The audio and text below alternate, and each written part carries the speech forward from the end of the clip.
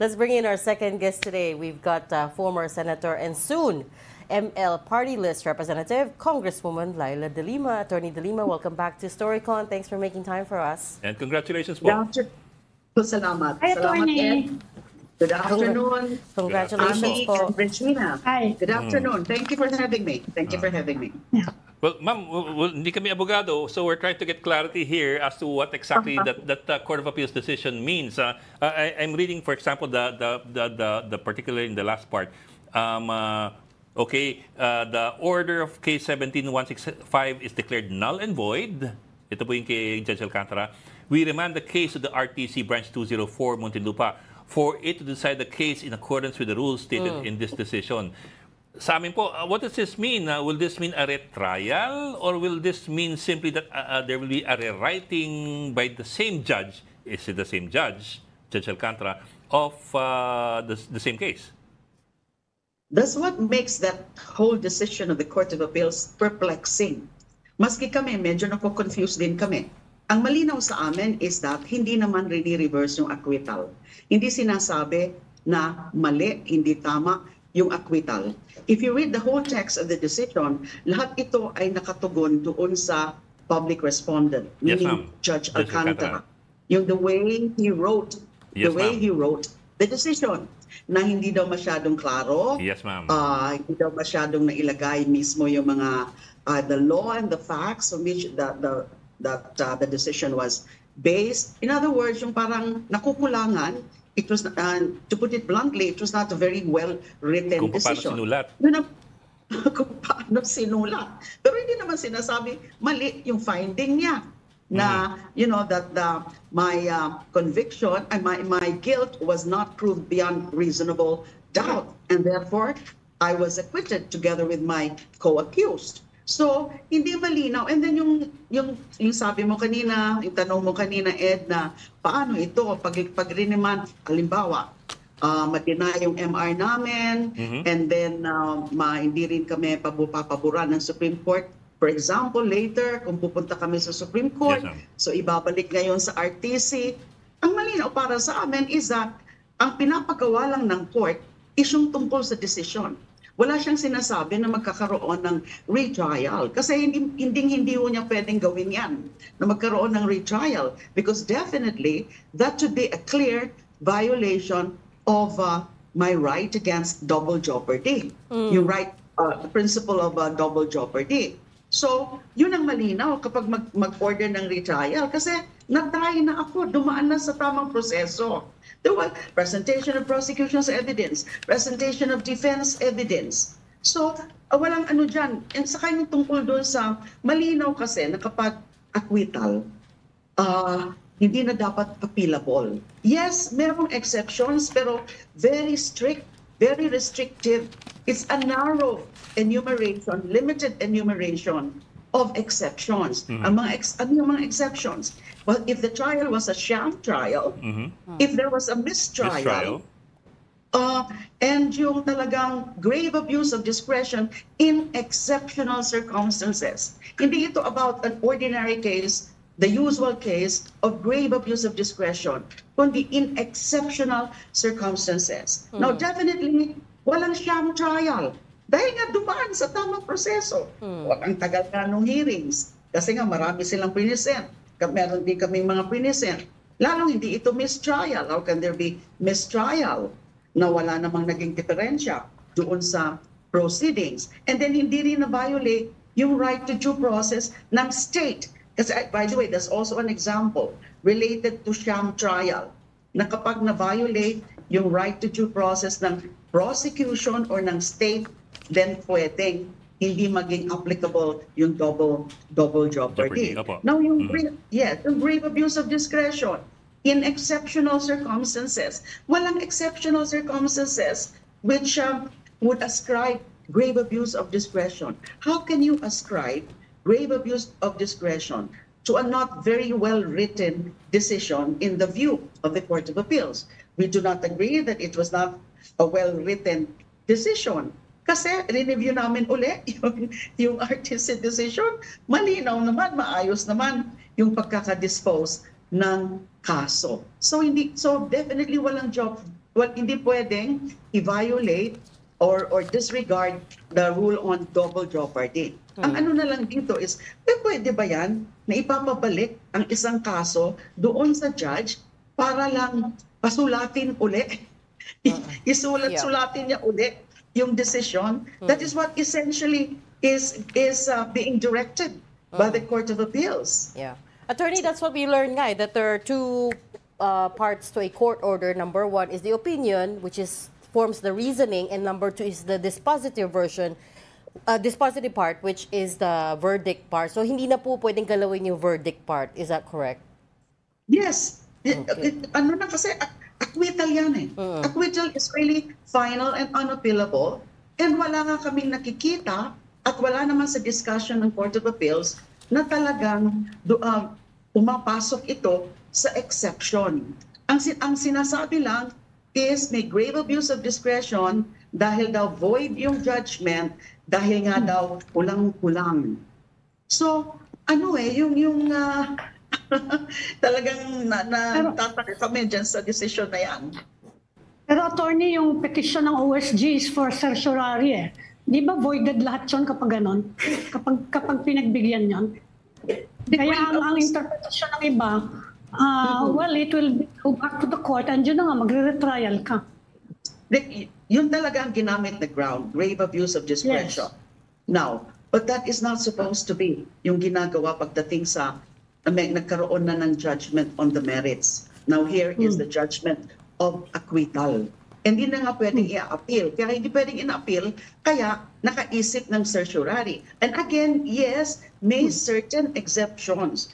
Pero sa tingin namin, and pinoint out na namin yan sa comment namin on the petition, na wala doon ni isa sa mga recognized exceptions to the rule doon sa double jeopardy ang pwedeng gamitin dito. Anong next move nyo? Are you going to ask for clarification from the Court of Appeals kung ano exactly yung ruling nila? Ano bang pinagagawa nyo kamo? Pinaparetryan nyo ba ako? Ano bang balak nyo? Ano ba yung order na yan? And actually, have you received the copy of the court order? Yes, not yet. My lawyers have not yet received the official copy of the decision of the Court of Appeals. But we of course read yung kung ano yung na-post dun sa Court of Appeals website at kumalat na sa media. Actually, Annie, sa 5 o'clock, meron po kaming meeting. I'm now here at the law office of my lead counsel, and meron nakaset na meeting with the legal team precisely to discuss ano yung next move, ano yung next step. It could be that motion for clarification, or it could be motion for reconsideration. But we will still discuss. Kasi nga, talaga, nung doon sa group chat namin, nung lumabas yung decision na yan, talaga namang hindi na talaga namin maintindihan rin yung isa't isa. Ano ba ibig sabihin nito? And there have been comments already from lawyers and even from seasoned lawyers. They also find it perplexing. One called it confused and a confusing decision. There's a it's fundamentally wrong, according to one retired justice. I saw his post. It's fundamentally wrong because they really cannot understand. Another retired justice, I saw also his comment, that how can grave abuse of discretion be ascribed to a decision which is claimed to be not well written? Hindi pa ata nangyari yan eh. Na gano'n. Ma'am, but is there a precedent to this, yung tipong cases remanded to the previous court for rewriting the decision for better clarity? As far as we know, wala po. My lawyers have been trying to research also and asked around from fellow practitioners kung nakakita na sila ng ganitong kaso. But this is unprecedented, actually. Okay. Attorney, before we run out of time, I hope it's okay for me to pivot slightly to other topics kasi hindi pa po namin kayo nakakausap, and I wanted to ask you about the call that you got from House Speaker Martin Romualdez offering you to be one of the prosecutors of the impeachment case. I wonder if you could tell us more about that. How did that conversation go? Okay, I just got a call the other day in the afternoon. What is today? Friday, Wednesday. Wednesday afternoon, about 4 o'clock, I got a call from the speaker himself. And first, he congratulated me. And then next is that, as you know, we're going to push through already with the impeachment trial. And you're one of those that we want to be part of the prosecution panel, along with Attorney Chel Jokno. So he also mentioned that. They're also considering Attorney Chel Jokno. And I think on that same day, Attorney Chel Jokno, through Akbayan, also accepted the offer. So I said yes, because actually, to be honest about it, I was kind of expecting it. Kasi before that call, in the morning or noon time of that day, meron akong mga nakausap na mga media. They were asking me if I'm willing or I'm inclined to be part of the prosecution panel kasi nga kumakalat na daw yan since the day before. Yung pangalan daw namin ni Dean Chel ay kinakalat na nila na magiging ano. So I was already thinking about it and hindi naman sa akin mahirap na magsabi ng affirmative answer. Talaga naman na kung makakatulong ako na para mas maging successful ang prosecution, why not? And I've always stood for, as I said in my statement, I always stood for truth, justice, and accountability. Yung mga past public positions ko, posts ko, since CHR, DOJ, Senator. So, hindi na sa akin, that's not something alien to me, to be part of a process that will seek the truth and that will seek accountability. Okay. Ma'am? Attorney, kahit ano namang kalabasan niyang kaso ngayon, tuloy-tuloy yung proclamation niya, sinabi na ng COMELEC eh. And since you mentioned already Speaker Martin Romualdez, sigurado na naman kayo na panalo na kayo, you will be a congresswoman. May nag-approach na ba sa inyo about sa possible leadership change in the 20th Congress sa House? Wala pa po. Wala pa. Although I'm expecting, of course, magsimula na yan, di ba? Yung mga magiging challengers, for example, kay Speaker Martin Romualdez.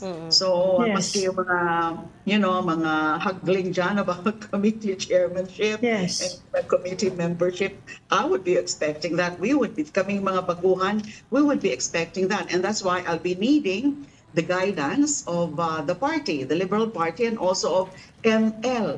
And of course, yung aming mga kaalyado, sila Sen Kiko and Sen Bam.